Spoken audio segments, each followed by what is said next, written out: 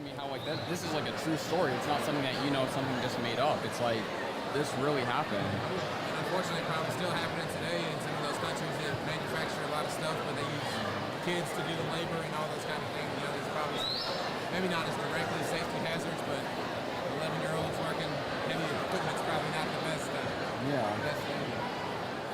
It's sad, but I like plays like this because it kind of speaks to that truth. It's not something that everybody thinks about like every day. Okay. Right. Ladies and gentlemen, please take your seats. The ceremony will now begin. Good morning, ladies and gentlemen. We welcome you to the West Creek High School Veterans Day program. On behalf of the West Creek High School principal, Dr. Farrell, we welcome our military families, current and former members of our armed forces, and other distinguished and honored guests. Please stand during the posting of our national colors and our national anthem. Regiment, attention! Fight the battle till it's won.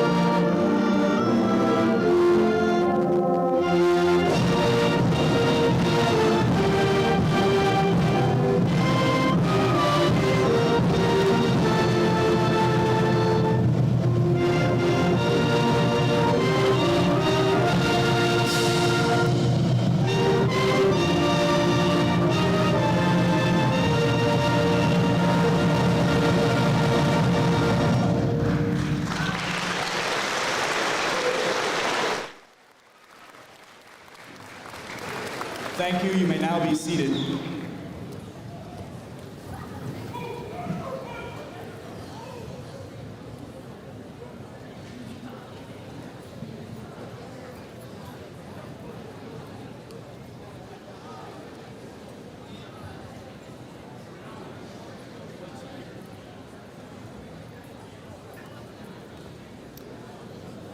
Ladies and gentlemen, at this time, the West Creek High School Corps of Cadets will recite the preamble to the United States Constitution. The preamble. The preamble. We, the people of the United States, in order to form a more perfect union, establish justice, ensure domestic tranquility, provide for the common defense, promote the general welfare, and secure the blessing of liberty to ourselves and our posterity. Do ordain and establish the Constitution for the United States of America. Parade west! Today, there is, and perhaps always will be, conflict in the world. But the United States fortunately enjoys peace and freedom. Like all other things of great value, this did not come cheaply. Part of the cost was paid by the Americans who answered the call to military service when their country needed them. They served in numerous wars and conflicts across the globe, earning the special distinction of veteran. We owe our appreciation to America's veterans because of the debt they have paid for American freedom. We can best pay tribute this day by recognizing what they have achieved and joining them in their resolve to keep America strong and free. At this time, I will be reciting Ragged Old Flag. I walked through a county courthouse square. On a park bench, an old man was sitting there. I said, "Your old courthouse is kind of run down." He said, "It'll do for our little town." I said, "Your old flagpole is leaned a little bit, and that's a ragged old flag you've got hanging on it." He said, "Have a seat," and I sat down. "Is this the first time you've been to our little town?" I said, "I think it is." He said, "I don't like to brag, but we're kind of proud of that ragged old flag. You see, we got a little hole in the flag there when Washington took it across the Delaware. And it got powder burned the night Francis Scott Key sat watching, writing, 'Oh, say, can you see?' It got a bad rip in New Orleans when Packenham and Jackson were tugging at its seams. It almost fell at the Alamo besides the Texas flag. She waved on, though. She got cut with a sword in Chancellorsville. She got cut again in Shiloh Hill. There was Robert E. Lee, Beauregard, Bragg. The south wind blew hard on that ragged old flag. On Flanders Field in World War I, she got a big hole from a Bertha gun. She turned blood red in World War II. She hung limp and low a time or two. She was in Korea, in Vietnam. She went where she was sent by her dear Uncle Sam. She waved from our ships upon the briny foam, but they've just about quit waving her back here at home. In her own good land, she's been abused. She's been burned, dishonored, denied, refused. And the government for which she stands is scandalized throughout the land. She's getting threadbare, she's wearing thin, but she's in good shape for the shape she's in. Because she's been through the fire before, and I believe she can take a whole lot more. So we raise her up every morning, we take her down every night, we never let her touch the ground, and we fold her up just right. On second thought, I do like to brag. I'm mighty proud of that ragged old flag.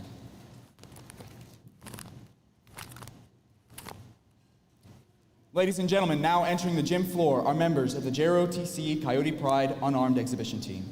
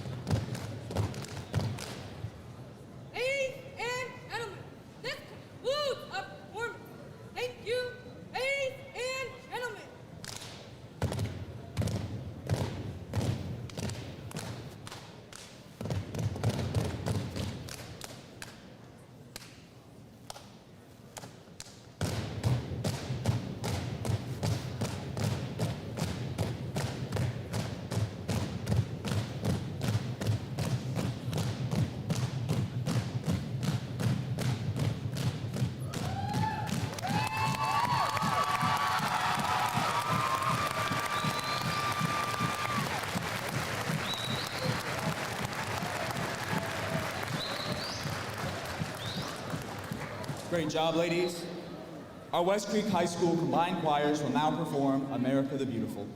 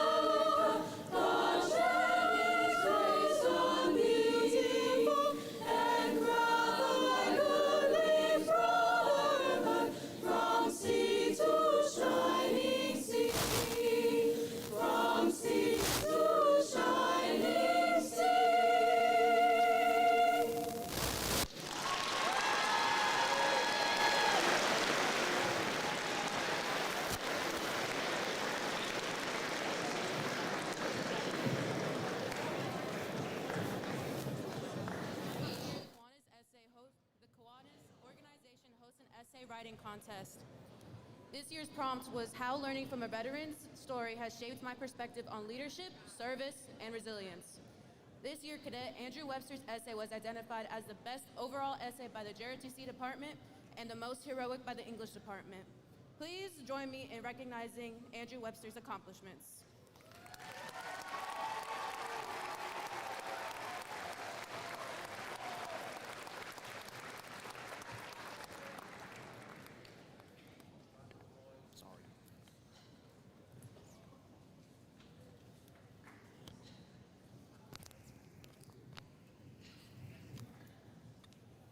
When I first read about Gerald Andy Anderson, a World War II veteran, I didn't expect his story to stick with me as much as it did. He went through things most of us can't even imagine, like D-Day and the Battle of the Bulge. He was wounded twice, but instead of being safe, he came back to his unit because he didn't want to leave them behind. His story helped me understand leadership, service, and resilience in ways I hadn't thought about before. The first lesson I took from Anderson is about leadership. I used to think leadership meant being the person in charge or the one giving the orders. Anderson showed that leadership is really about making connections with the people you are leading. Even after being injured, he went back to fight with his unit. That showed his soldiers that he was willing to share the same risks by putting himself in danger alongside his soldiers. He showed a level of courage and selflessness that makes his leadership truly heroic. To me, that is what makes someone a leader. Not just holding a title. Leadership means standing with others even when it's difficult. The second lesson I learned from Anderson is about service. He grew up during the Great Depression and his family had lost their farm in the 1929 market crash. So he knew what it had meant to live through hardship and to persevere. He served his country not for fame or recognition, but because it was the right thing to do. Anderson fought from the invasion of Sicily all the way through Europe and into the Battle of the Bulge, serving in some of the toughest campaigns of the war. The Sicily invasion alone, Operation Husky, brought about 150,000 Allied troops ashore with the help of more than 3,000 ships and 4,000 aircraft. All this help pushing through rough terrain and heavy German resistance to open the road into Italy. Putting himself in danger again and again to help free people he had never met showed a kind of bravery and selflessness that makes his leadership truly heroic.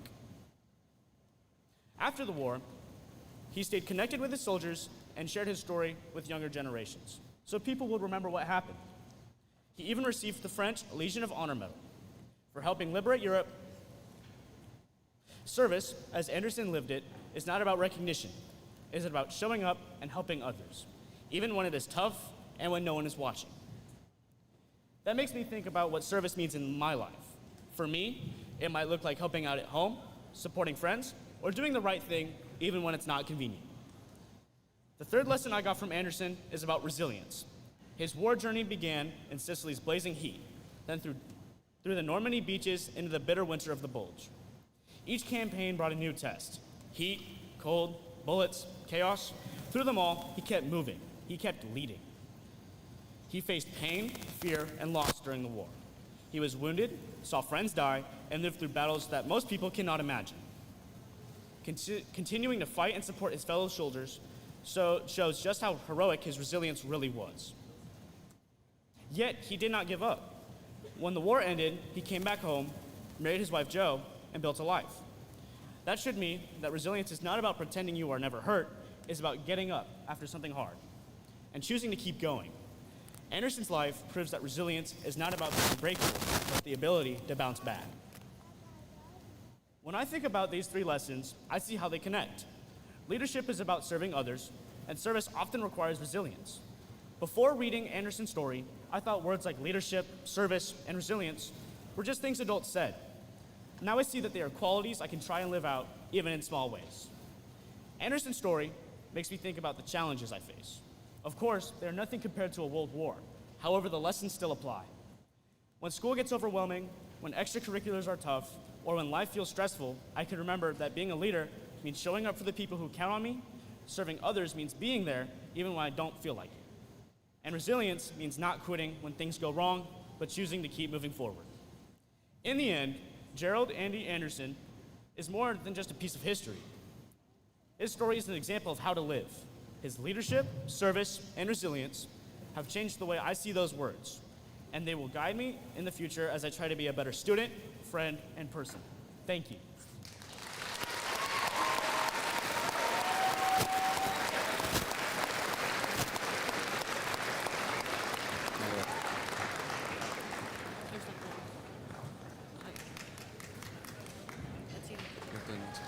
You announce it. You may want to. Ladies and gentlemen, the JROTC Corps of Cadets will now sing the Army song. All are welcome to sing along.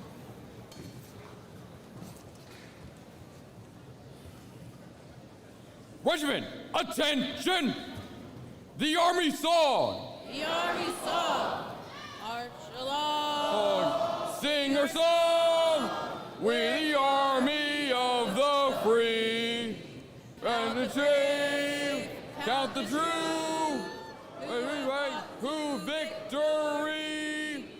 We're the Army and proudly proclaim. We're the Army and proudly proclaim. First to fight for the right and to build the nation's might. And the Army goes rolling along. Proud of all we have done, fighting till the battle's won. And the Army goes rolling along. Then it's hi, hi, hey! The Army's on its way. Count off the cannons loud and strong. 2, 3, for wherever we go. You always know that the Army goes rolling along. Oh!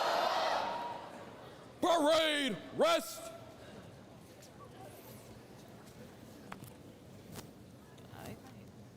Perhaps a... Turn it back on. What do you mean it's not on? Thanks. Perhaps as many of you enter today, you notice a small table set for one in front of my podium.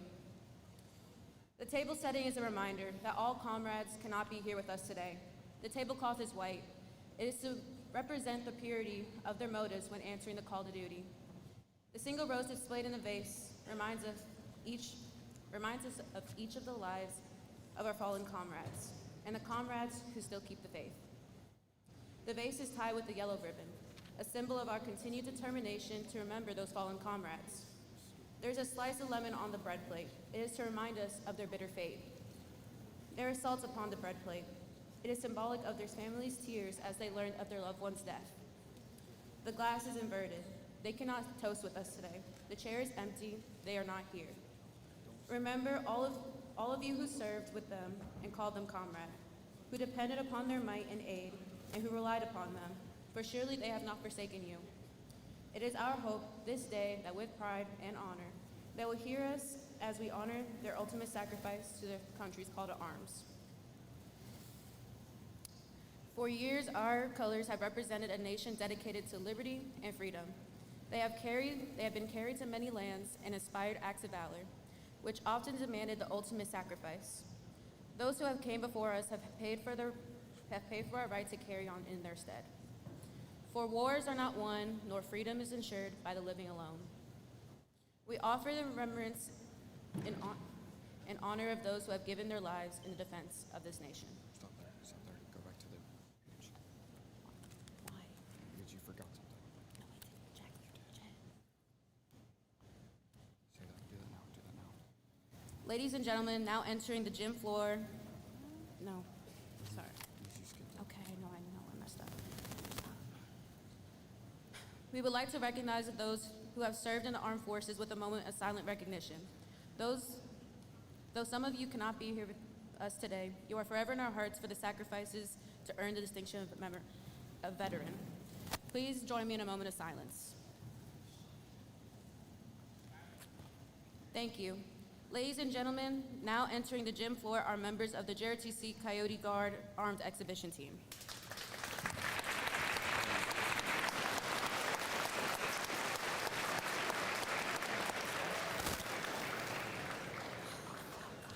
You may have to read it then, because Jackson's not going to I don't think I'll do it. Do you have to go back up for anything? I don't think so, Chad. I think I really messed up. No, you're fine. It's all right. Don't worry about it. This is first, so just hammer through it.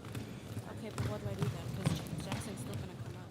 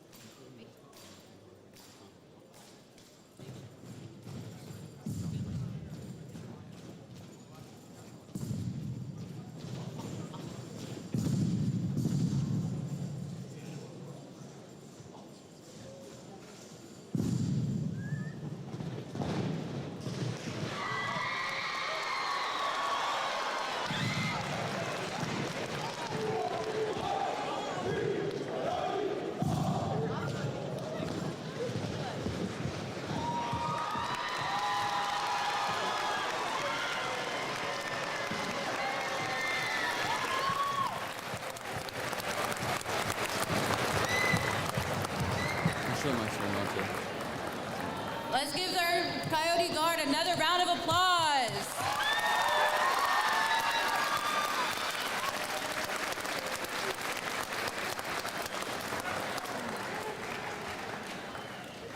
West Creek High School is honored to have many veterans that continue to make an impact on our lives of students every day. Faculty and staff, as Cadet Braden Jackson calls your name, please make your way to center court. Those in attendance, as our West Creek veterans' names are called, please look at the screen at the back of the gym to see a picture of the veterans during their time of service. Andrew Alston, Army, 9 years, infantry.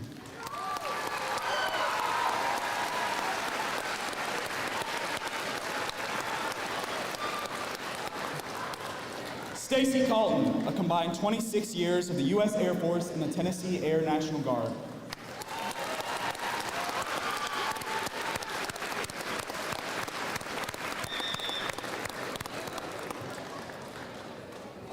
Jamie Collins, Army, 3 years, Operations Specialist.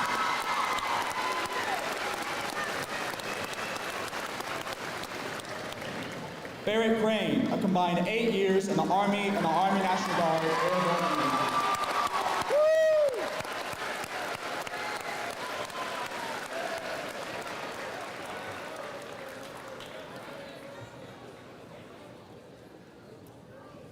Juan Gutierrez Arroyo, Army, 20 years, chemical equipment repair.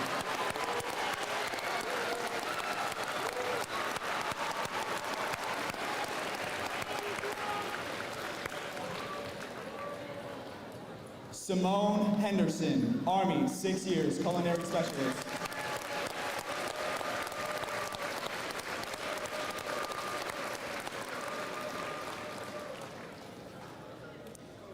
Angelica Johnson, Navy, 3 years, Navy aviator.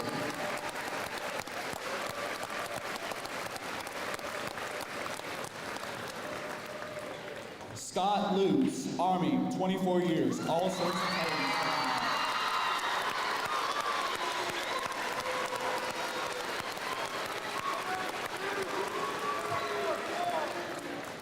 Daryl Luckett, Army, 21 years, light wing mechanic.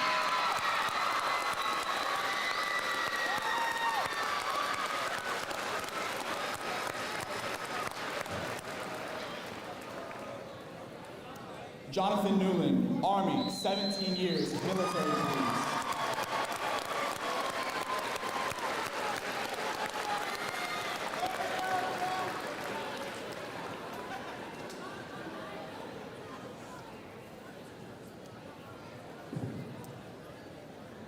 Gabriela Reyes Cruz, Army, 3.5 years, military police.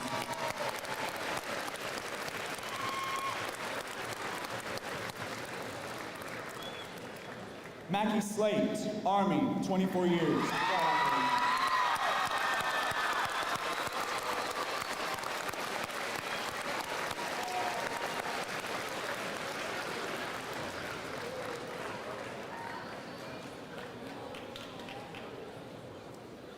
Gerald Steffen, Army.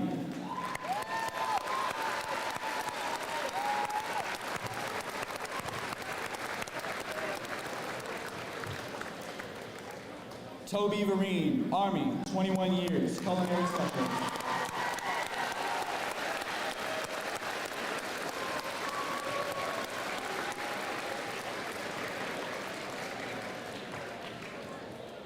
Jeffrey Wallace, Army, 4 years.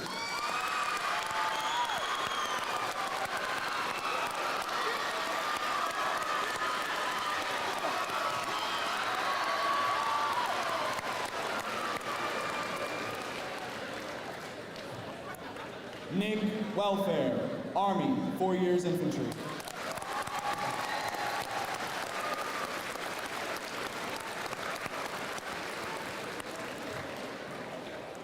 Jennifer Wright, Army, 3 years motor transport.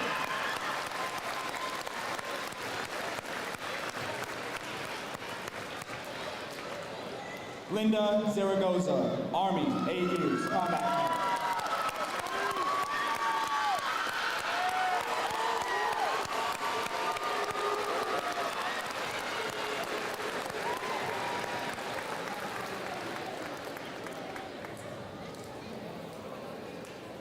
In recognition of those who have served, the West Creek Band will now perform Salute to the Armed Forces. Veterans, who are welcome to stand as the band plays your military branch march.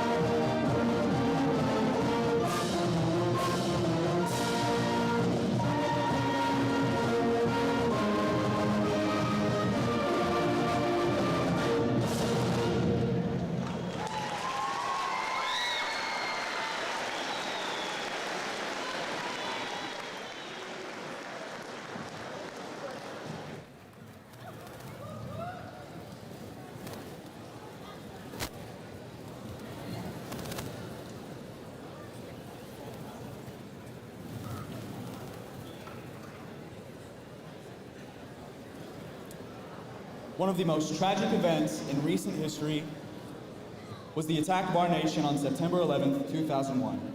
These events prompted military action against terrorism across the globe. We thank those who continue to fight and keep us free from the tragic events of that day. To honor their memory, the string orchestra will now play My Country 'Tis of Thee.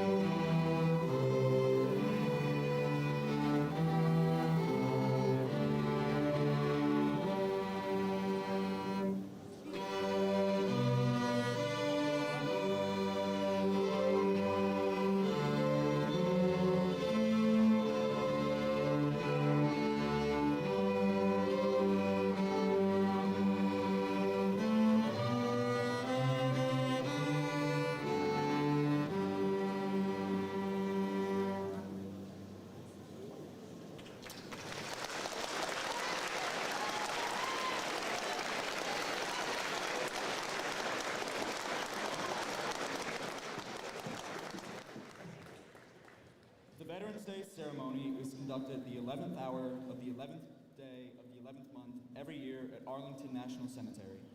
A color guard composed of members of each military service renders honors to America's veterans through the tradition-rich ceremony at the Tomb of the Unknown. The President or his representative places a wreath at the tomb while a bugler sounds taps. Taps is played by the military at burials, memorial services, and the signaling for the lights out at the day's end to accompany the lowering of the flag. Ladies and gentlemen, please stand.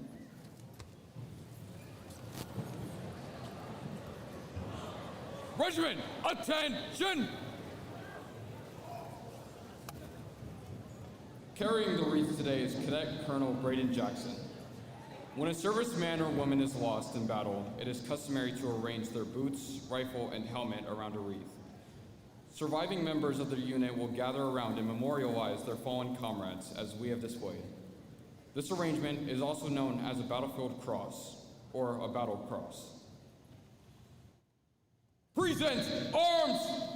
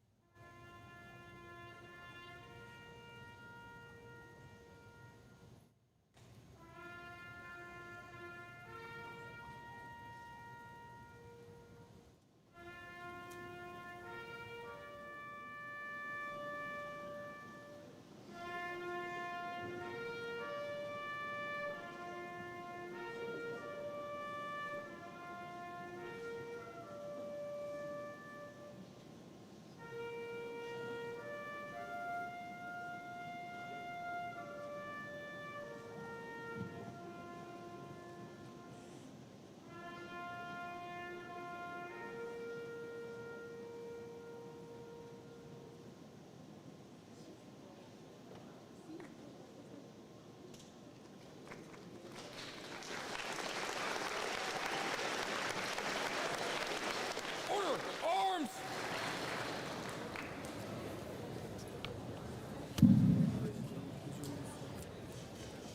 Ladies and gentlemen, please remain standing for the retirement of the colors.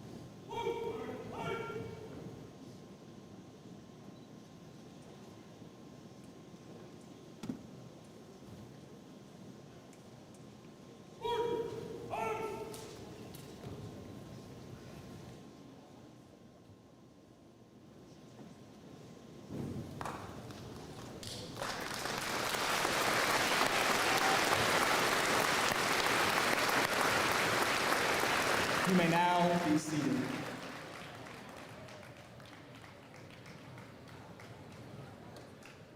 On behalf of Dr. Farrell, we would like to thank all who have served and continue to serve in the armed forces of this great nation. To include the families of our service members, your service and sacrifice is recognized. Our ceremony concludes as the concert band performs Patriotic Spectacular.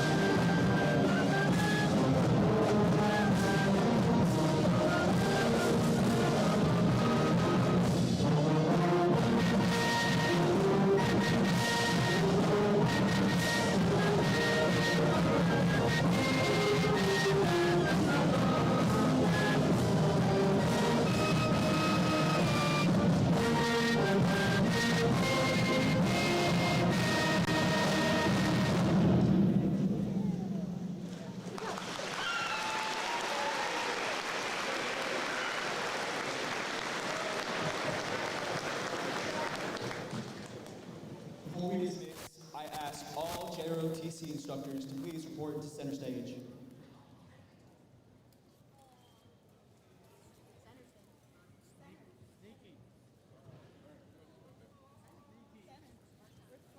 Where's Sladen Rodriguez? Well,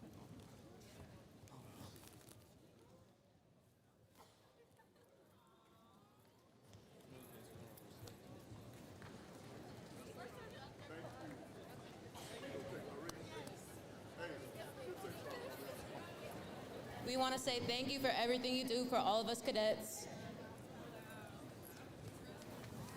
Hold on, he's running.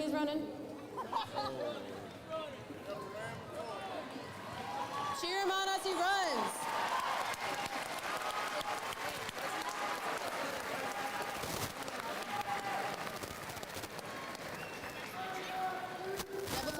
Double time. We don't have all day.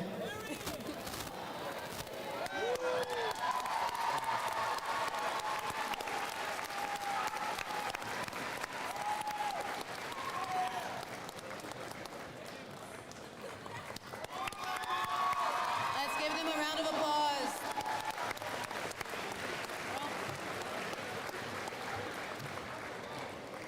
Students, you may now report to your third period class. Have a great day.